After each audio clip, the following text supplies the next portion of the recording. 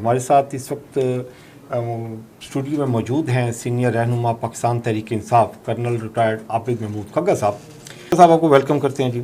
Thank you. ناظرین کرام، عابد کھگا صاحب نے 2013 میں پاکستان تحریک انصاف کے پلیٹ فارم سے ٹکٹ لیا اور الیکشن کنٹیسٹ کیا NA 157 خانیوال 2 سے، اور پھر اس کے بعد 2024 میں بھی انہوں نے الیکشن لڑا. اور الیکشن کیسے فارم 47 اور فارم 45 کی جو گرد تھی اس میں ان کا الیکشن بھی کہیں گمگما گیا ہے.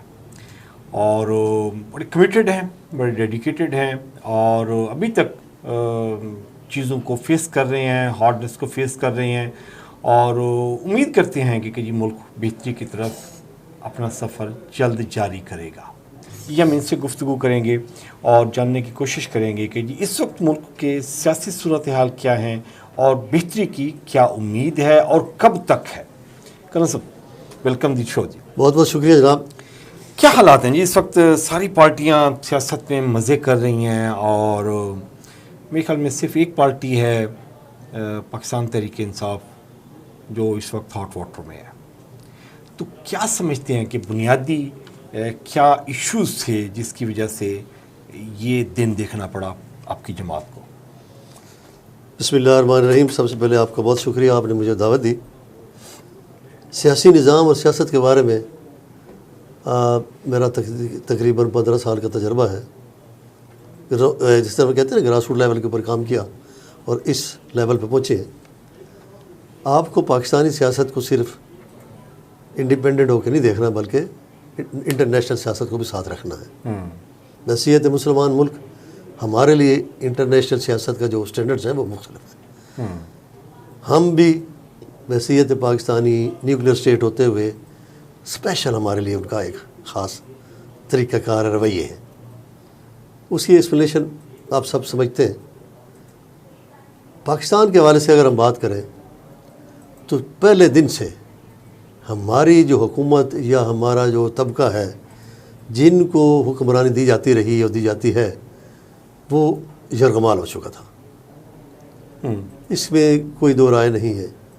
عوام کی رائے، عوام کی جو خواہشات تھی اس کو روندا گیا، اور چند مخصوص لوگ یا ادارے، میں کھل کے بات کر رہا ہوں، وہ ان کو کور کرتے رہے اور اپنے ایجنڈے کے تحت ان کو چلاتے رہے. یہاں تک کہ جو بنیادی روح ہے ایک انسانی معاشرے کی وہ ہے انصاف. صرف میں اگر کہوں تو عدالتی انصاف.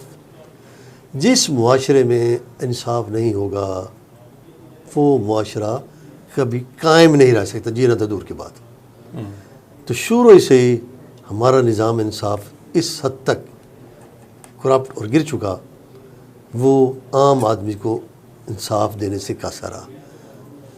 اور مجھے اچھی طرح یاد ہے آپ کا آخری DC جو انگریز تھا ملتان میں، اپنی کتاب ممائز لکھے اس نے بڑی عجیب سی بات لکھ کے گیا. اس نے اپنے کارنامے گنوائے ہیں انگریزوں نے جو یہاں بر صغیر کی حکومت کی ہے. ایک بہت بڑا اشارہ کر کے گیا وہ کہ ہم جا رہے ہیں یہاں، یہ لوور جوڈیشری سسٹم جو ہم نے بنایا ہوا تھا وہ ہم نے اپنی مرضی کا اور اپنے لیے بنایا ہوا تھا. ہم جا رہے ہیں، وہ پلان تھا. ہاں وہ ہم نے نظام حکومت چلانا تھا، ہم نے حکمرانی کرنی تھی، ہم نے عقائی کرنی تھی، غلامی نہیں کرنی تھی. مجھے افسوس ہے ہم آج جا رہے ہیں، اس قوم نے اس کو اپنے مطابق ڈھالنا نہیں ہے. اور مجھے افسوس ہے 50 سال بعد یہ قوم اتنی کرپٹ ہو جائے گی کہ اپنی موت مار جائے گی. یہ اس نے پریڈکشن کی اس وقت. بالکل. وہ کتاب ہے جی اس کی اسٹرینجرز ان انڈیا، چھوٹی سی کتاب ہے، بعد میں اس کا ترجمہ بھی ہوا. وہ مجھے آج بھی یاد ہے. آج سے 30 سال پہلے میں نے وہ لوک فرسہ میں ایسے اسٹال سے دیکھی تھی، پڑھی تھی، تو وہاں اس کے بعد یہ چیز میرے ذہن میں بیٹھ گئی. باقی ان کے جو انہوں نے کارنامے انجام دیے وہ ٹھیک ہے، وہ دوسرے وہ گنوائے. مثال کے طور پر نہری نظام تھا، ریلوے کا نظام تھا، استعمار اراضی تھا، وہ آج تک وہی چیزیں چل رہی ہیں. سارا کہتا ہوں ہم نے ان کے لیے بڑا کچھ دے کے جا رہے ہیں، لیکن یہ چیز جو چھوڑ کے جا رہے ہیں نا اس قوم نے تبدیل نہیں کرنا. یہ اس سارے سسٹم کو کلیپس کر لے گی، کر گیا اور وہ کر چکا. وہ کر چکا ہے. ابھی تو دیم کے بھی کھا کھا کے پتہ نہیں کس سارے کھڑا یا کھڑا بھی، میں تو نہیں سمجھتا کہ ہمارا نظام ابھی کسی جگہ ہے.